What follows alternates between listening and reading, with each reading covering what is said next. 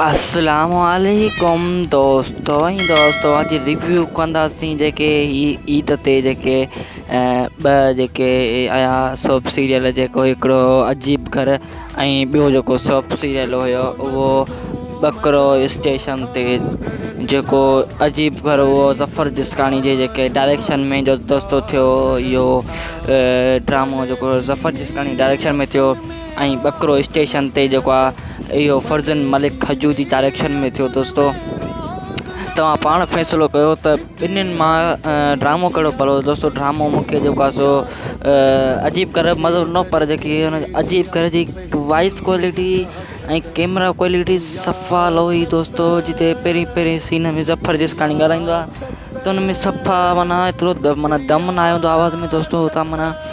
ऐं तव्हां हुते ॾिसो इहो बकरो स्टेशन ते उन में दोस्तो ज़बरदस्त जेकी वॉइस क्वालिटी भले छा आहे, पर हुनजी कैमरा क्वालिटी भले छा आहे दोस्तो, हुनजी लोकेशन ज़बरदस्त आहे दोस्तो। इहे नथा चऊं त जेको आहे अजीब घर महिनत दोस्तो माना वॾी ज़फ़र जिस्कानी कई, पर कैमरा जेकी आहे सॼो मसइलो कैमरा जो वॉइस जो आहे।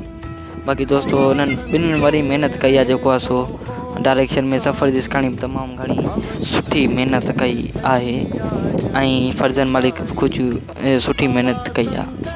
दोस्तो तव्हां पाण ॿुधायो त तव्हांखे ड्रामो कहिड़ो पसंदि आयो, इन ॿिन्हिनि मां कमेंट सेक्शन जे ज़रिए ज़रूरु ॿुधाईंदा। ऐं अगरि जे असांजो हीउ वीडियो असां तव्हांखे पसंदि अचे त असांजे वीडियो खे लाइक शेयर ज़रूरु कंदा। महिरबानी दोस्तो।